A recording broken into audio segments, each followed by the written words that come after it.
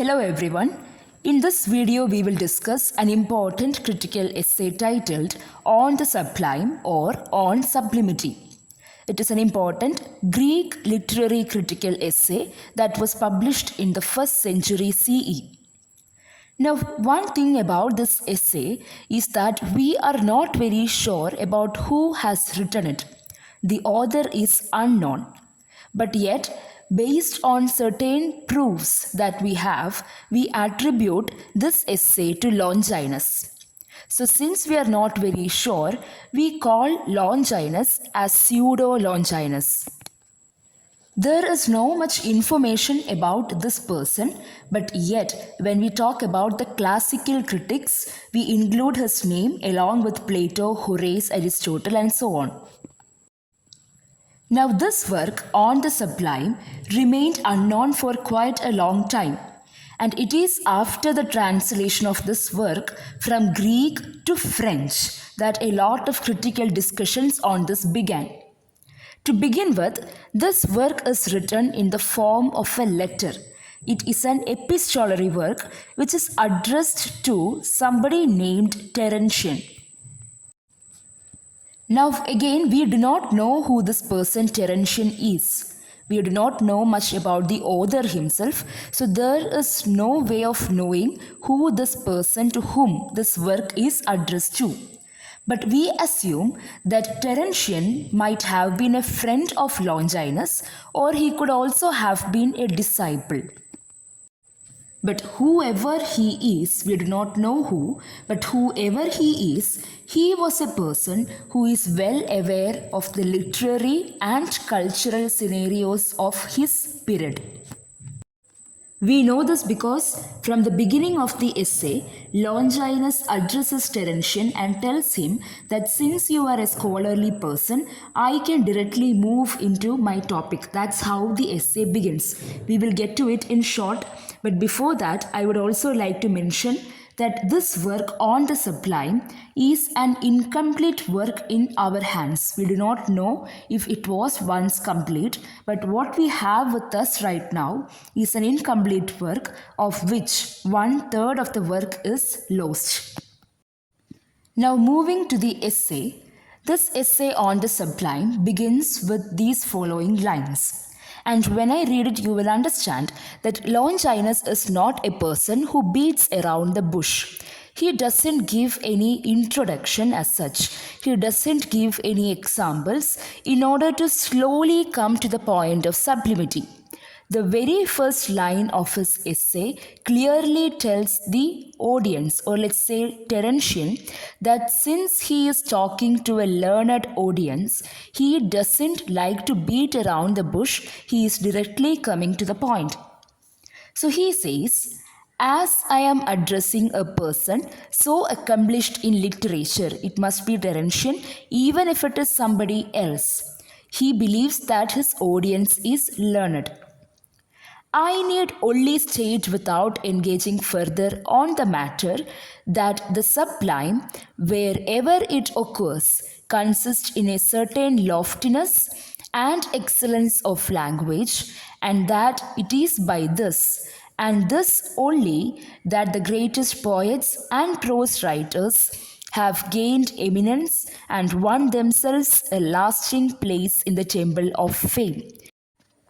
Here we see Longinus, as I mentioned earlier, directly talking about sublimity.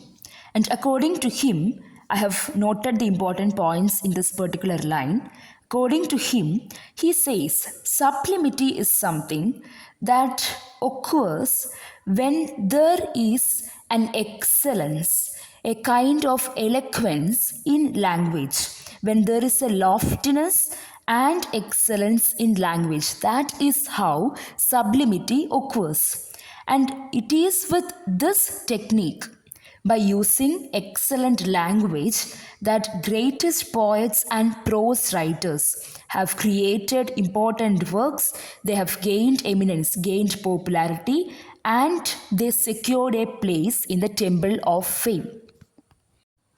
And from this very first line of this critical essay, we understand that for Longinus, sublimity is a very important part of any critical essay.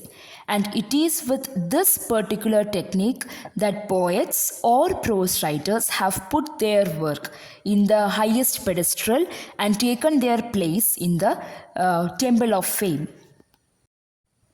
I have provided a definition of sublime by Longinus here. This will make it easier to understand.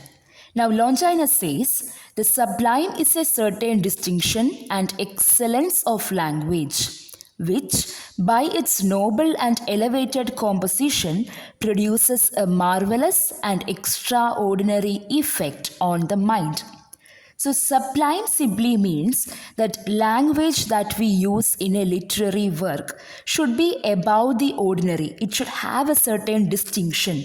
It should have a certain excellence. The language used should have an eloquence, which can make the composition elevated.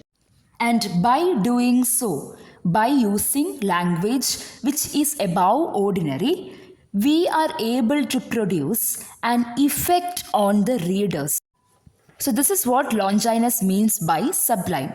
That is, a literary work should be written in simple terms. It should be written with language which is not just ordinary.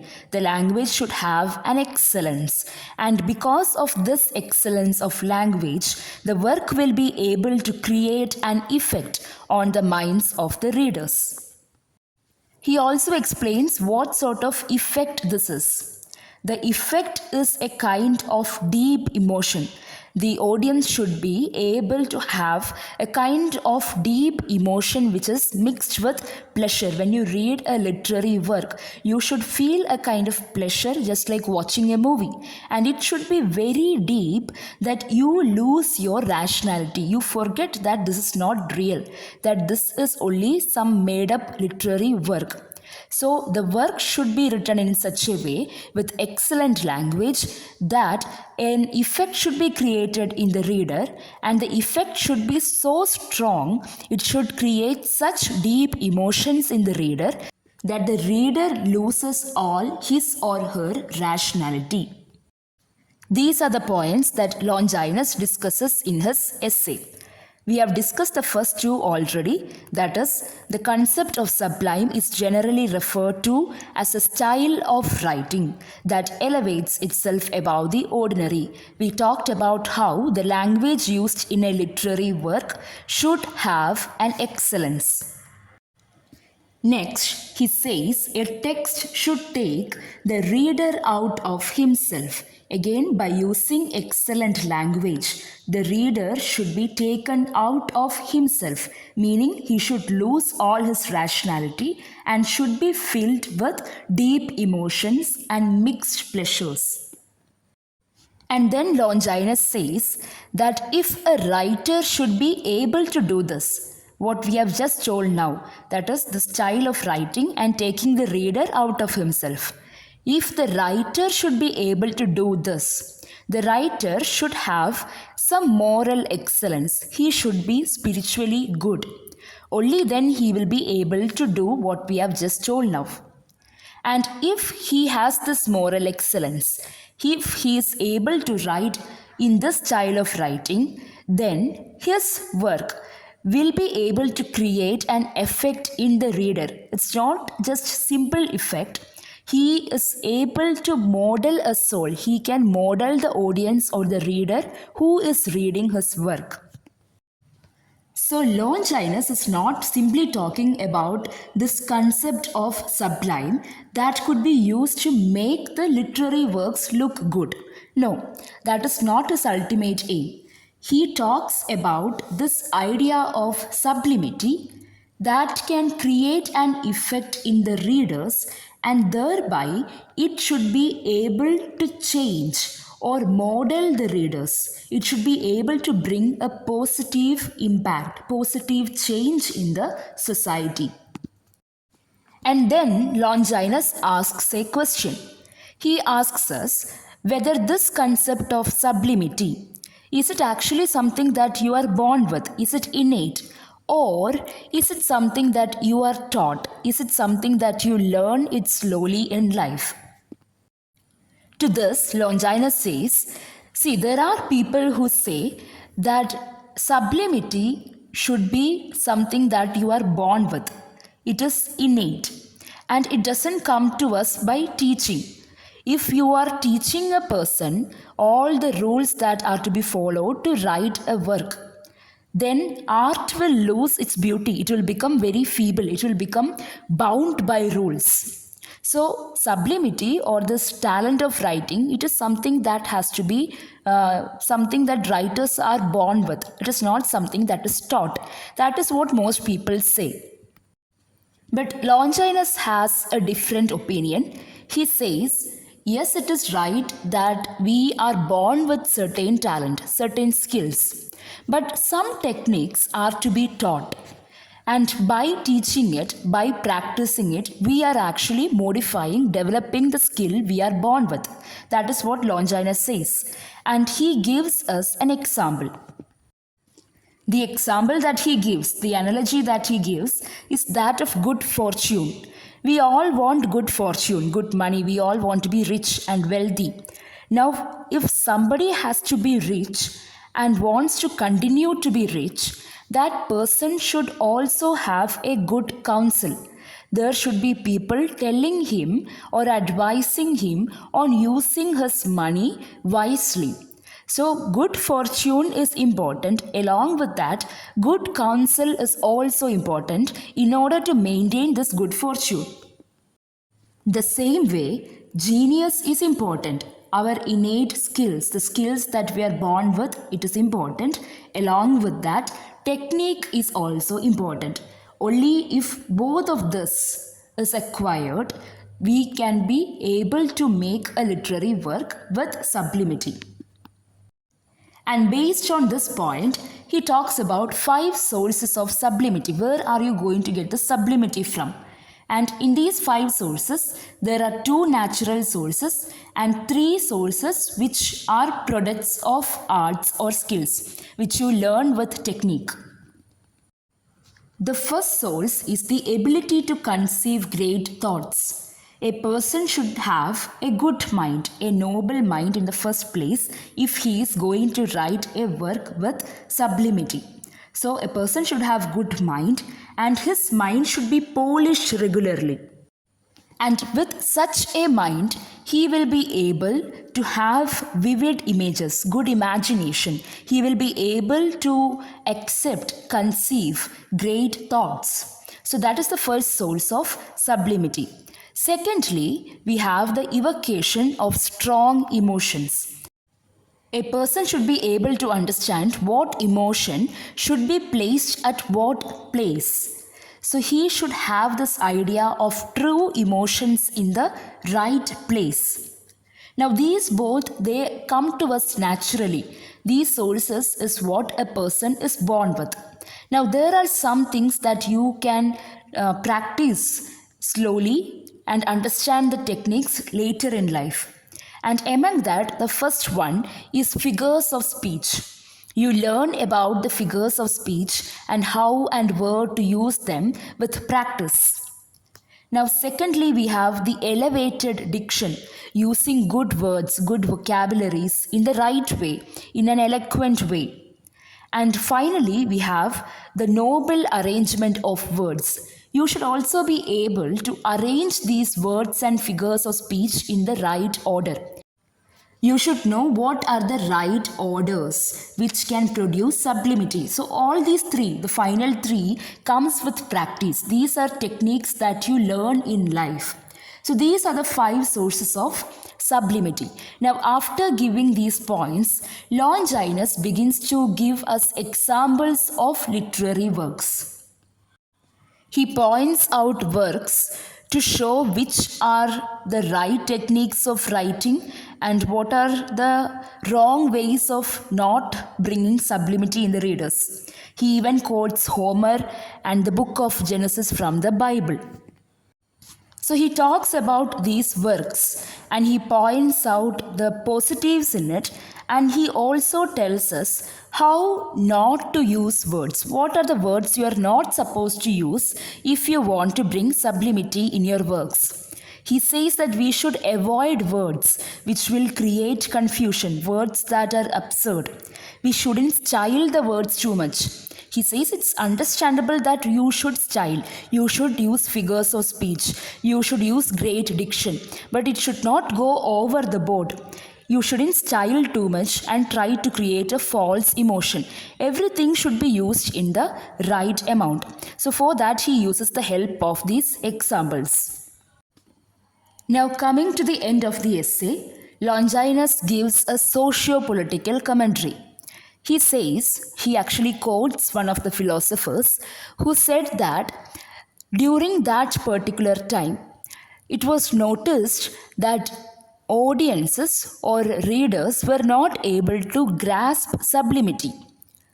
That is, writers would write works which are sublime, but audience, for some reason, they have lost their ability of understanding the emotions in a work.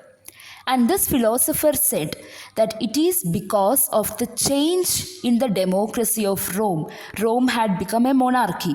So it is because of this lost freedom that this change has occurred in the audience. And Longinus, he doesn't seem to have the same opinion as this philosopher. He says that it is not true. It is not true that people have lost their ability to understand sublimity because of the change in the Roman government. He says the actual reason is the people have become too much concerned about accumulating wealth. They are simply worried about richness and wealth and avarice, that they have lost this talent of understanding the emotions in a work. And Longinus says it is not that good to be free. It's better that you are not so free, because if you are too free to have any kind of opinion, then you will have a lot of evils in the society. And thus, to quote Longinus, he says, it is perhaps better for men like ourselves to be ruled than to be free. He doesn't want complete freedom. He believes that being ruled is in a way good. And what is the reason for this? Because if we let loose without any restraints upon our neighbors, like beasts from a cage, like if you are letting them loose, like how you would open up the cage of a lion and tell the lion you are free to walk around and roam around, that would set the world on fire with deeds of evil. It will create complete destruction, according to Longinus. So that is a socio-political commentary put forward by Longinus at the end of his essay. Anyway, Longinus is not completely rejecting this idea that a society in which a work is written will influence the work. He agrees to it. He simply has a different point of view when compared to the philosopher that he talks about. So basically, to conclude, this essay shows a triangular relationship between a writer, his literary work, and the reader. Everything is connected, and it's all connected from this point of view. That is the point of view that a writer should be morally good to create a work that is able to transport a reader out of himself.